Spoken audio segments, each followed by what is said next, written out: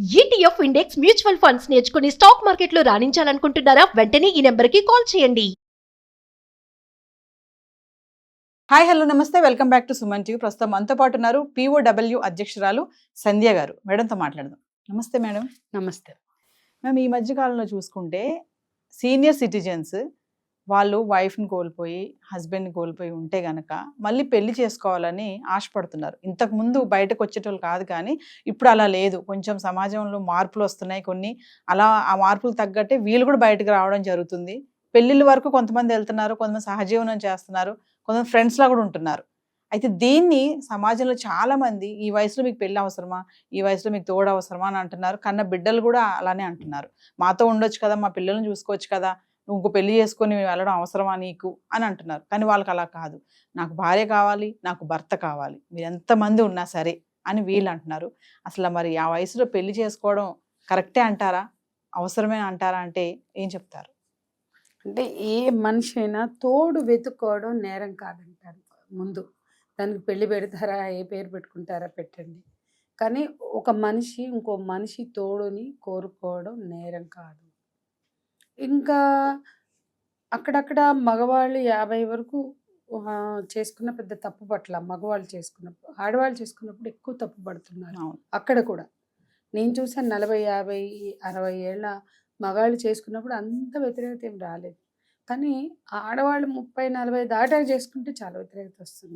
40 లోపల అంటే కొంచెం అంగీకరించిన అంటే ఈ అంతరాలు కూడా ఈ అభ్యంతరాలు కూడా మళ్ళీ తేడా ఆడవాళ్ళు చేసుకున్నప్పటికీ మగవాళ్ళు చేసుకున్నప్పటికీ. సరే, అసలు తోడుని వెతుక్కోవడం తప్పు కాదు అని అందరూ అంగీకరించినప్పుడు ఇంతెందుకు రాద్ధాంతం అవసరం లేదు. నేను మా బంధువుల్లో యంగ్ విడోస్ని చూసినప్పుడు, మాకు మా అమ్మ ఉండేది, మా తాతయ్యలకి సిస్టర్, యంగ్ విడో. ఆమెకి 13, 5 ఏళ్ళు 6 ఏళ్ళప్పుడు పెళ్లి చేశారు, ఆయన చనిపోయాడు. చాలా అందంగా ఉండేది, కానీ ఆమె అలా విడో ఉండిపోయింది. తెల్ల బట్టలు కట్టుకుని, తెల్ల చీర కట్టుకుని, రవిక కూడా వేసుకోకుండా చాలా అందంగా ఉండేది. కానీ ఆమెలో పాపం ఇప్పుడు మాకు అప్పుడు తెలియలా, కోపంగా ఉండేది. ఎప్పుడు చూసినా ఆమెను గయ్యాలన్నట్టు మాట్లాడేవాడు. కానీ ఆమె లైఫ్లో తోడు లేని తన బాడీ డిమాండ్స్ కావచ్చు, మనిషికి సహజంగా ప్రకృతి ఎంత సహజమైందో మనిషికి ఉండే కోరికలు కానీ, ధర్మాలు కానీ, శారీరక ధర్మాలు ఉంటాయి. వాటిని తీర్చుకోలేక, సమాజం ఆమోదించక, పెళ్ళిళ్ళు చేయక వాళ్ళు ఎంతో సఫర్ అయ్యారు. ఆ రోజు సమాజం ఒప్పుకోలేదు. నేను చెప్పేది నా చిన్నప్పుడు చూశాను. బంధువుల్లో ఒక ఆవిడని చూసినప్పుడు, ఇంకా యంగ్ విడోస్ని నేను చాలామందిని చూశాను. మా చిన్నమ్మమ్మ ఉండేది, ఇట్లా చాలామందిని చూసాం. తర్వాత నాకు కొంచెం ఊహ వచ్చాక, అయ్యో వీళ్ళు ఇలా ఎందుకు ఉండిపోయారు. మా సొంత పెద్దమ్మ 20 ఏళ్ళకే విడో అయింది, ఆమెలాగా ఉండిపోయింది. అట్లా వాళ్ళందరూ కూడా నాకు ఆలోచించినప్పుడు వీళ్ళు జీవితాలనే కోల్పోయారు. ఒక్క బాబు భర్త చనిపోయాడు, జీవితం అంతా ఒక్క బాబుతో. అట్లా చాలామంది మన ముందే కడతేరిపోవడం మనం చూసి వస్తాం. వాళ్ళ జీవితంలో తోడు లేకుండా, సంతోషం లేకుండా. అంటే అక్కడ కూడా అదే 20 ఏళ్ళప్పుడు మగవాడు చేసుకున్నాడు, కానీ ఆడవాళ్ళు చేసుకోలేదు. చాలా కుటుంబాల్లో నాకు తెలిసి 20, 25 ఏళ్ల లోపలే విడోస్ అయిన వాళ్ళు అలాగే బతికేశారు పిల్లలతో. పిల్లలు ఉన్నా బతికారు, లేకున్నా కూడా బతికారు. లేని వాళ్ళని కూడా చూశాను నేను. అదే ఇప్పుడు కొంత మార్పు వచ్చింది, అంటే 30, 40 లోపల వాళ్ళు చేసుకుంటున్నారు. కానీ నేనేమన్నా, మీరు ఇందాక అడిగింది 60, 70 అయినా నేను తోడుగానే చూస్తా, 20, 30 అయినా తోడే. అక్కడేదో వాళ్ళు శృంగారం చేసుకునే వయసు కాబట్టి ఇట్ ఈస్ అలౌడ్. ఇంకా శృంగార అవసరం లేనప్పుడు ఇంకెందుకు? అంటే ప్రతి పెళ్ళి, ప్రతి తోడు శృంగార అవసరాల కోసమైనా కాదు కదా. తోడు అనేది మనిషికి ఆసరా. ఆయన పడిపోతే ఈమె పడిపోతే ఆయన, మంచి చెడు కష్టం సుఖం చెప్పుకోవడానికి కావచ్చు. తప్పేంటండి, అసలు ఎవరు అభ్యంతరపడాల్సిన అవసరం లేదు. అంటే అక్కడ వాళ్ళిద్దరూ ఇష్టపడి వాళ్ళు కలిసి ఉంటే, పిల్లలకి ఇష్టమైతే అంగీకరించవచ్చు. సేమ్ మనం తల్లిదండ్రులు పిల్లలు ప్రేమ వివాహాలు చేసుకున్నప్పుడు ఏ సూత్రం చెప్పామో ఇక్కడ కూడా అదే సూత్రం. కొద్దిగా కష్టం అనిపిస్తుంది, ఎందుకంటే ప్రాపర్టీ అవుట్లుక్ అన్నిట్లలో మనకి ప్రాపర్టీ అవుట్లుక్కే. మనం ప్రణయ్ అమృత కేసు నుంచి మొదలు పెడితే, అమృత ప్రాపర్టీ ఎవరికి? మారుతిరావుకి. అంటే తన బిడ్డ తన ఇష్టం. ప్రతి కేసులో భార్గవి వాళ్ళ ఇంటి ప్రాపర్టీ. అట్లా ఇక్కడ కూడా ప్రాపర్టీ అవుట్లుక్. పిల్లలు సహజంగా పెద్దవాళ్ళు ప్రాపర్టీ అవుట్లుక్తో పిల్లల పక్షాన ఉంటారు, పిల్లల పట్ల ఆలోచిస్తారు, మా మా ఇష్టం అన్నట్టు. ఈ వీళ్ళు ముసలోళ్ళు అవ్వగానే ఇంకేదో అంటారు కదా, వృద్ధాప్యం కూడా మళ్ళీ వృద్ధాప్యం. బాల్యం అయిపోతుందని. సో వాళ్ళు వృద్ధులు అయిపోగానే అక్కడ కూడా చూడండి, ఆయన బాగా డబ్బున్న పెద్ద ఆయన అనుకోండి, ఎవరు గట్టిగా మాట్లాడరు. ఇంకా ఆస్తులు ఆయనకే ఉన్నాయి, పరిశ్రమలు ఉన్నాయి, చాలా ఆస్తులు ఉన్నాయి. అప్పుడు గట్టిగా ఎవరు మాట్లాడరు, కాకపోతే వెనక మాట్లాడుకుంటారేమో.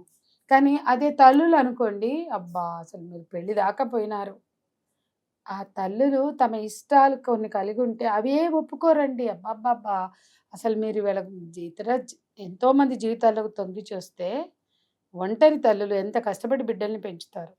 నాకు ఒక ఆవిడ ఫోన్ చేస్తుంది, నా భర్త చిన్నప్పుడే, నా పిల్లలు చిన్నప్పుడే వెళ్ళిపోయాడు, నేను ఏ తప్పు చేయలేదండి, ఎక్కడికి పోలేదండి, నేను నా పిల్లల్ని కష్టపడి పెంచుకున్నా, మా అమ్మ కూడా నన్ను చాలా అవమానిస్తుంది, మా అమ్మ బాధలు కూడా నేను తట్టుకోలేకున్నా, అంత చులకనగా చూస్తుంది, బూతులు తిడతాను మా అమ్మ.